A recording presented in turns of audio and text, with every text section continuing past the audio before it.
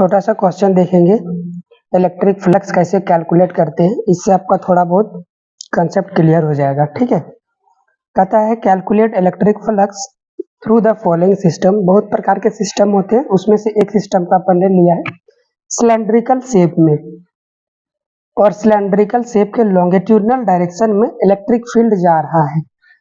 ये होता है लॉन्गिट्यूडनल डायरेक्शन।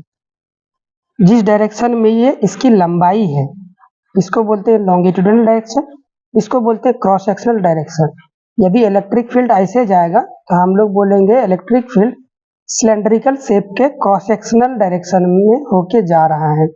यहाँ पे सिलेंड्रिकल लेटा हुआ है और जिस डायरेक्शन में इसका लाइन है अलाइनमेंट वाला, उधर ही इलेक्ट्रिक फील्ड जा रहा है। अब अपने को यहाँ पे 3 एरिया दिखाई दे रहा है। ठीक है, बारी बारी से पहले एरिया काउंटिंग करवा देता हूँ आपको। जब भी अभी प्रॉब्लम सॉल्व करोगे तो सबसे पहले एरिया फाइंड आउट करना होता है कि उसमें कै गो एरिया है। ठीक है, सपोज करो ये सिलेंड्रिकल शेप है तो इसमें देखिए 3 गो एरिया है। एक तो ये ऊपर वाला सर्कुलर, एक तो नीचे वाला सर्कुलर, एक तो पूरा ये जो गोल है ना, गोल गोला चारों तरफ वो वाला।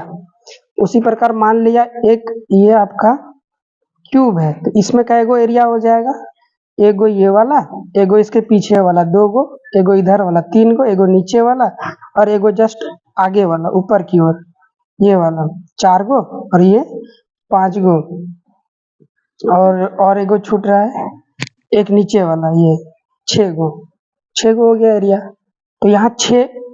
अब एरिया से हमें क्या क्यों बोल रहा हूँ आपको, सबसे पहले एरिया पता करने के लिए, क्योंकि जय गो एरिया होगा उतना बार हम लोग को गॉस लॉ को लगाना पड़ेगा। ठीक है, और हर एक एरिया के लिए हम लोग फ्लक्स को निकालेंगे φ1 बोल के। मान लिया 6 गो एरिया है तो पहला एरिया के लिए φ1, दूसरा एरिया के लिए φ2, φ मतलब फ्लक्स, तीसरा एरिया के लिए φ3। उसी तरह n नंबर एरिया होगा तो φn तक जाएंगे और लास्ट में सबको जोड़ देंगे ऐसे अलजेब्राइक सम के अकॉर्डिंग। ठीक है, आपका आंसर आ जाएगा। अब इसको सॉल्व करते हैं। कै गो एरिया है भाई? 3 गो। एक तो पहला एरिया ये देख लिया, दूसरा ये सर्कुलर ये एरिया, और एक तो ये गोल वाला। ठीक है, अब फाई नेट निकालना है तो तीनों एरिया के थ्रू जितना भी फ्लक्स आ रहा है सभी को मैं निकालूंगा, जिसका नाम दे दिया φ1, φ2, φ3। φ1 के लिए एरिया का फ्लक्स का फॉर्मूला क्या होता है भाई?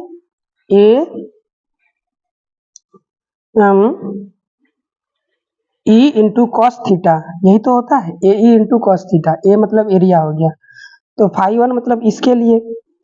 तो देखो एरिया क्या हो जाएगा, जो शेप है, शेप कैसा है, सर्कुलर है, उसके लिए पाई आर स्क्वायर लगा दिया। इलेक्ट्रिक फील्ड का मैग्नीट्यूड यहाँ पे नहीं दिया हुआ तो उसका अपन ने ई मान लिया, कुछ दिया हुआ रहता तो उसको पुट करता नंबर के टर्म में कॉस। अब थीटा की जगह क्या पुट करेंगे, इलेक्ट्रिक फील्ड और एरिया वेक्टर का बीच का एंगल। तो एरिया देखो इसका आउटवर्ड डायरेक्शन में बोला था आपको हमेशा होता है, इनवर्ड डायरेक्शन में नहीं। तो ये वाला एरिया हो गया, इलेक्ट्रिक फील्ड आगे हो गया, दोनों के बीच का एंगल 180 डिग्री, 180 डिग्री पुट कर दिया। एरिया 2 के लिए देखो आप, यहाँ पे भी सर्कुलर शेप का एरिया है तो पाई आर स्क्वायर हो जाएगा। इलेक्ट्रिक फील्ड आगे है, ई रख दिया, और इस बार इलेक्ट्रिक फील्ड भी आगे है और एरिया वेक्टर का डायरेक्शन भी आउटवर्ड बाहर की ओर जा रहा है, तो दोनों के बीच का एंगल कितना हो गया, 0 डिग्री, तो cos 0 रख दिया। अब उसी प्रकार यहाँ पे देखो इस वाला डब्बा के लिए इलेक्ट्रिक फील्ड आगे है और आउटवर्ड डायरेक्शन में इधर भी हो सकता है, नीचे भी हो सकता है, पीछे भी हो सकता है, किसी एक जगह को मैंने दिखा दिया, वो हो गया। अब यहाँ पे एरिया का वैल्यू अपन लोग नहीं निकालेंगे, बस एरिया पुट कर देंगे, ई रखेंगे, cos 90 डिग्री करेंगे। जैसे cos 90 डिग्री करेंगे तो cos 90 0 होता है ना, ये सबको 0 कर दिया, इसीलिए यहाँ पे 0 पुट किए। ठीक है, अब देखिए cos 180 डिग्री का मान -1 होता है, इसीलिए पीछे की ओर -1 आया हुआ है, पाई आर स्क्वायर एरिया और ई, और cos 0 डिग्री का मान 1 होता है तो सबको बना देगा 1, जो है वही पाई आर स्क्वायर ई, ये माइनस में ये प्लस में, दोनों क्या होगा, कट हो गया। तो नेट फ्लक्स कितना हो गया इसके थ्रू, 0 आ गया। ठीक है, इस सिस्टम के थ्रू नेट फ्लक्स 0 आ गया। इस तरह से प्रॉब्लम को सॉल्व करते हैं। ठीक है, आज वाले वीडियो में बस छोटा सा ही क्वेश्चन सॉल्व कराना था। कल को अपन लोग देखेंगे गॉस लॉ।